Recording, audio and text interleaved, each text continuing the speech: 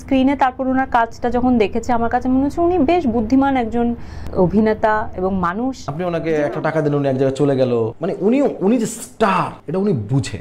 আপনি শাকিব খানকে লাগবেই বাংলা ফিল্ম ইন্ডাস্ট্রিতে, এর বিকল্প নাই। শাকিব ভাই কাছে আমি জীবন অনেক শিখছি, এটা একটা শিক্ষা, চুপ থাকাটা। শাকিব চলে এই জন্য শাকিবকে নিয়ে বানাই, কিন্তু শাকিবের কমিটমেন্টও আছে। না, শাকিব ভাইয়ের সাথে যে 5-6টা ছবি আমার হয়েছে, অডিয়েন্স অনেক বেশি অ্যাপ্রিশিয়েট করেছে এবং অনেক বেশি সাকসেসফুল হয়েছে। আমি হাসছি 4-5টা দোকান থেকে কিন্তু শাকিব ভাইয়ের ছবির গান বাজছে, এটা কিন্তু আগে শোনা যেত না। আগে কিন্তু ও পলাশ কিন্তু আমার এত ভালো লেগেছে, সে আমার বাসায় এসে বলছে বড় হয়ে আমার মাফ করে দেয়। ও একটা অ্যাক্টর এবং বহু বছর দাপটের সঙ্গে অভিনয় করে আসছে, হিট সিনেমা দিয়েছে, এগুলো তো অস্বীকার করার কিছু নেই। Superstar number 1 Shakib Khan.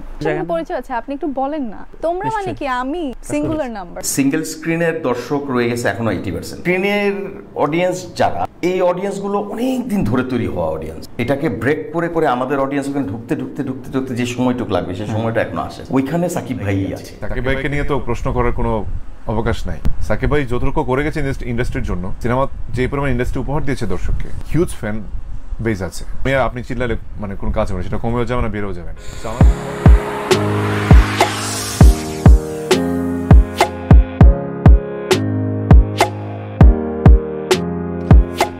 আমাদের এই যে 24 বছর আমরা সাকিবের এই যে সবাই, তোমরা তো সবাই লেখালেখি বলা বলি হচ্ছে, সে তার কি ছবি ফ্লপ হয়নি?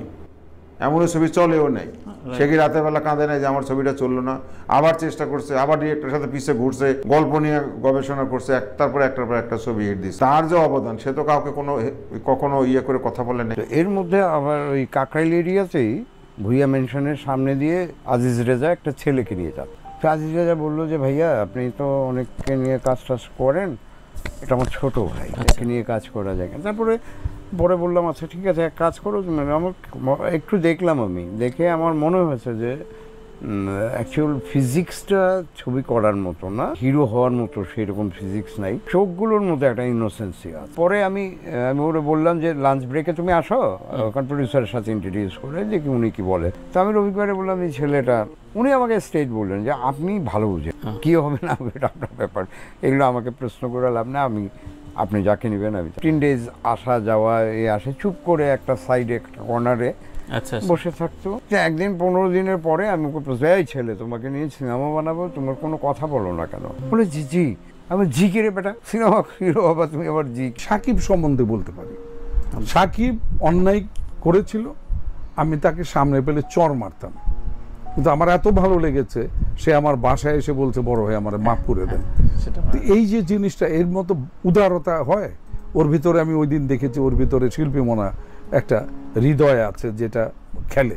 যেমন জাহেদের সাথে তাদের কিন্তু মিল হয় না, যেখানে রাজ্জাক সাহেবের মতো অভিনেতার স্ট্যাচু হয় না সেখানে সালমানের স্ট্যাচু হয়, আর এটা নিয়ে এত ঘটা করে কথা বলে।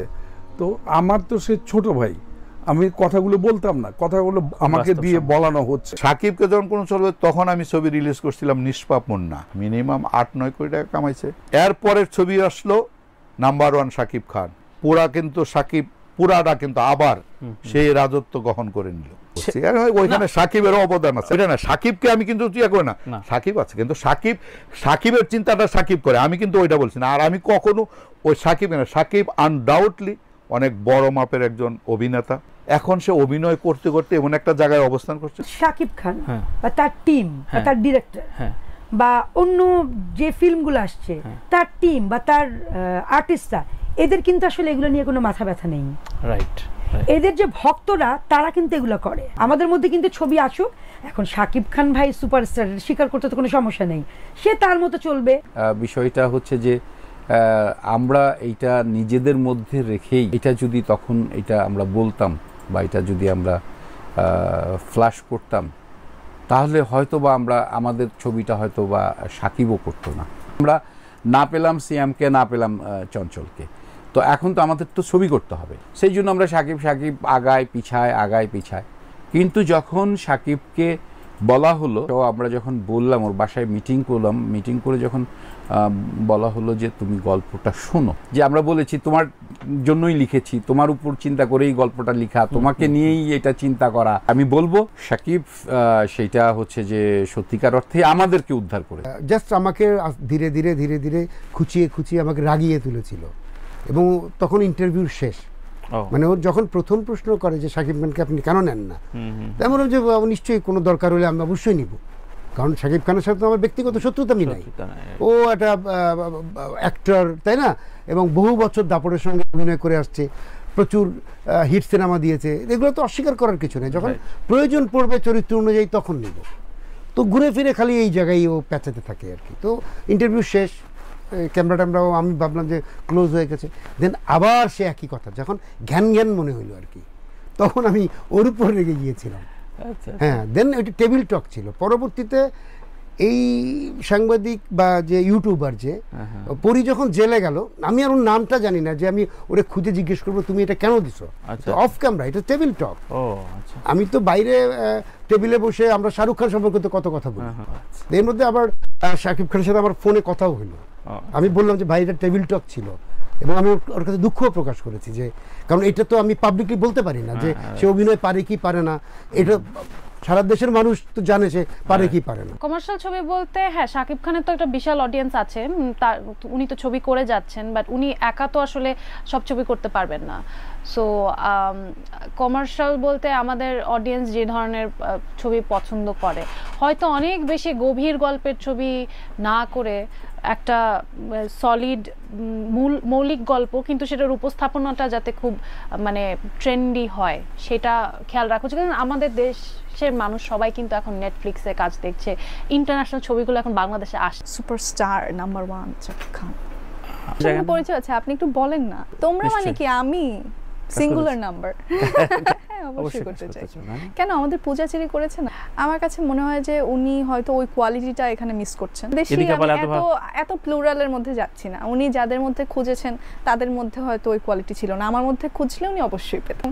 আমি যদি করতাম, আমি সবসময় যে কোনো ক্যারেক্টারে এটা চেষ্টা করি যে আমি কাজ করলে এটা ভালো হোক, কাটছে ভালো হোক, এটা যেন মাথায় না আসে যে ও হচ্ছে ভালো হোক। প্রথম সিনেমা আমি হলে দেখেছি ওনার ডিসুম ডিসুম সিনেমা, আমি নাম মনে করতে পারছি না, হ্যাঁ আমি দেখেছি, আমি হলে বসে দেখেছি। সো দেখতে মজা লাগে হলে, এটা আমি অস্বীকার করব না। তা আমি করতে চাই যে এরকম সিনেমা, উনি এখন ওরকম সিনেমা করছে, এরকম সিনেমা এখন হচ্ছে। আসলে ট্রেন্ড চেঞ্জ হয়েছে, এটা শুধু শাকিব খানের কথা আমরা বলছি না, আমরা এখন ইন্ডাস্ট্রির কথা বলছি। সিঙ্গেল স্ক্রিনের দর্শক রয়ে গেছে এখনো 80%, আর 20% আমাদের এই সিনেপ্লেক্স ওরিয়েন্টেড, মানে প্লেক্স, যেখানে একসঙ্গে অনেকগুলো মাল্টি স্ক্রিনের অডিয়েন্স যারা, এই অডিয়েন্সগুলো অনেক দিন ধরে তৈরি হওয়া অডিয়েন্স। এটাকে ব্রেক করে করে আমাদের অডিয়েন্স ওখানে ঢুকতে ঢুকতে ঢুকতে ঢুকতে যে সময়টুকু লাগবে সেই সময়টা এখনো আসে নাই। ওইখানে সাকিব ভাইই আছে। অবশ্যই এটি শুধুমাত্র এই একটি মাত্র রিজন। এখানে ঢুকতে থাকবে তখনই আমরা সিঙ্গেল স্ক্রিনটাকে পাওয়ার দিতে হবে, এই সিনেমাগুলোকে সিঙ্গেল স্ক্রিনে পাওয়ার দিতে হবে। সো যারা সিনেমা প্রেমী, যারা সিনেমা দেখে, তারা ওই সিঙ্গেল স্ক্রিনেও দেখতে অভ্যস্ত হতে থাকবে। আমার সাকিব ভাইকে নিয়ে তো প্রশ্ন করার কোনো অবকাশ নাই। সাকিব ভাই যতটুকু করে গেছে ইন্ডাস্ট্রির জন্য, সিনেমা যে পরিমাণ ইন্ডাস্ট্রি উপহার দিয়েছে দর্শককে, তার চল মানে হিউজ ফ্যান বেজ আছে। আমি আপনি চিল্লালে মানে কোনো কাজ হবে না, সেটা কমেও যাবে না, বেড়েও যাবে না। সো আমার জায়গা থেকে সাকিব ভাই ইজ এ সুপারস্টার। এরপর কারেন্টলি আই ডোন্ট থিঙ্ক যে there is any superstar in Bangladesh. তবে সাকিব ভাইয়ের মতো ফ্যান বেজ নাই কারো। আমি বলেছি যে সাকিব ভাই আমাদের মানে আমার নাম কখনো উচ্চারণ করে না কেন, ওয়াই? সাকিব ভাইয়ের কাছে তো সেটা আমাদের এক্সপেকটেশন, নাকি আমাকে যোগ্য মনে করে না আমি জানি না। আসলে হয়তো তার চোখে আমি এখনো যোগ্য হতে পারি না, বাট আমি যতটুকু শুনি অফ স্ক্রিনে ভাই আমার অনেক কথা বলে। সবুজ ভাই একবার আমাকে বলেছিল আর কি, আমার সঙ্গে রিসেন্টলি কাজ হয়েছে, মানে হি বিলিভ।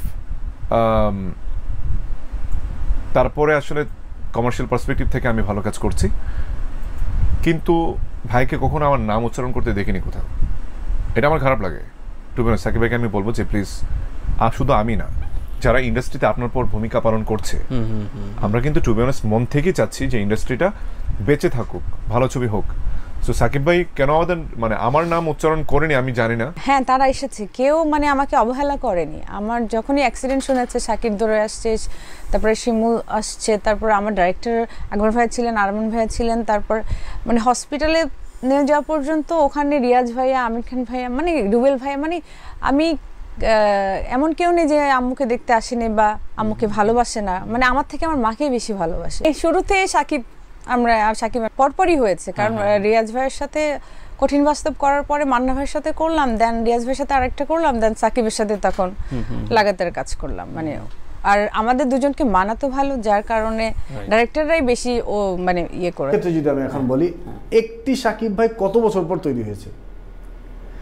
একটি সাকিব খান টেকনাফ থেকে তেঁতুলিয়া অসংখ্য অগণিত ভক্ত তৈরি করেছে যারা সত্যি তাকে ভালোবাসে। একটি মানুষ এতগুলো বছর একটি ইন্ডাস্ট্রিকে একসাথে নিয়ে এগিয়ে যাচ্ছেন। উনি কিন্তু, আমি ওনার ছবি হলে গিয়ে দেখেছি, he has a different level of X factor.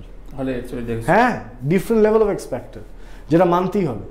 মানে উনার, কারণ উনি ফিল্মের ওই বড় স্ক্রিনের একটা আলাদা ল্যাঙ্গুয়েজ উনি বোঝেন, যেটা উনি আলাদা জনার হিসেবে তৈরি করেছেন, যেটা সাকিবিয়ান হওয়াটাই স্বাভাবিক।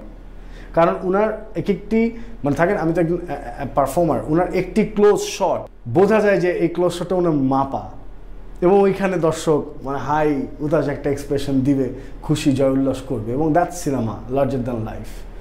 অ্যান্ড উনাকে আমরা সচরাচর কোনো টেলিভিশনেও দেখি না, সচরাচর কোনো শপিং মলেও দেখি না, কোথাও ফিতা কাটতেও দেখি না, কোনো কিছুতে দেখি না, খুব কম দেখি। And he lives a mega star life, এবং সেটার পর্যায়ক্রমভাবে সে ছবি করে যাচ্ছেন। সো তার সাথে তাকে নিয়ে কথা বলার আগে তার কন্ট্রিবিউশনটা বুঝতে হবে। সো সাকিব ভাইকে সাধুবাদ জানাতে চাই যে উনি নতুনদের কীভাবে অ্যাকসেপ্ট করে নিচ্ছেন এবং নতুনদের সাথে এভাবে কাজ করছেন। হিমেল আশরাফ তার সাথে কাজ করলো নতুন।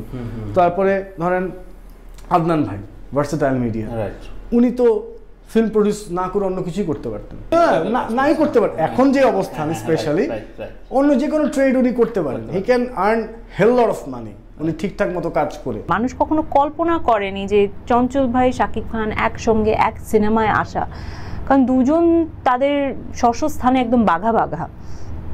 তো সেটা তো আমার জন্য খুবই মানে ভালো লাগার ছিল, এবং স্ক্রিনে তারপর ওনার কাজটা যখন দেখেছে আমার কাছে মনে হচ্ছে উনি বেশ বুদ্ধিমান একজন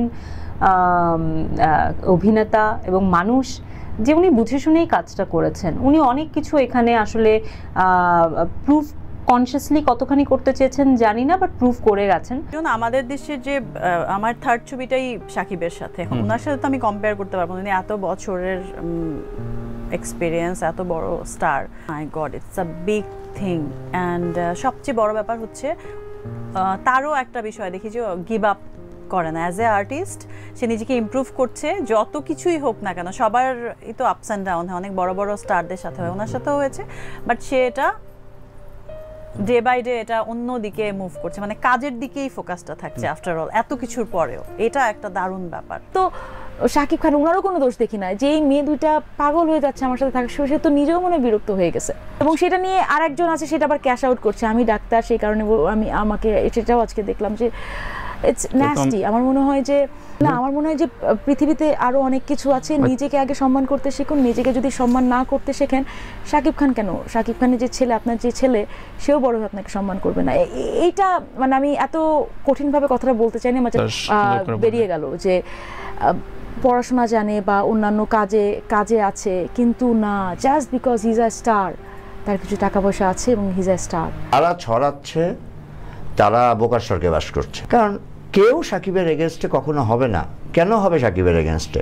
সাকিব আমার চলচ্চিত্রের পোস্টার বয়, সে একটা দুটা যদি মনের অজান্তে ভুল হয়ে যেতে পারে, কিন্তু শেষ পর্যন্ত সে তো বাংলাদেশের নাম্বার 1 হিরো। আমাদের ইন্ডাস্ট্রিতে 25 বছর যাবৎ সে আছে, এবং আমরা তাকে মেগা স্টার উপাধি দিয়েছি। তার এগেনস্টে আমরা কেউ না, কখনোই না। যারা বলছে তারা ভুল বলছে। যেহেতু আমার সাকিবকে নিয়ে ছবি করতে হবে না, আমি যদি ইন্ডাস্ট্রিতে থাকি তো আমার তো ডেফিনেটলি সাকিবকে নিয়ে ছবি করতে হবে, কারণ সাকিব আমার ইন্ডাস্ট্রির মেগা স্টার, আমার ভালো বন্ধু, আমরা একসাথে কাজ করে স্বাচ্ছন্দ্য বোধ করি, আমরা কেন কাজ করব না? যেমন ধরেন আমাদের রাজকুমার বানানো প্রয়োজন, আমাদের যেমন একটি তুফান বানানো প্রয়োজন, ঠিক তেমনি সেই সাথে এরকম দেয়ালের দেশের মতো সিনেমাটা বানানো খুব প্রয়োজন।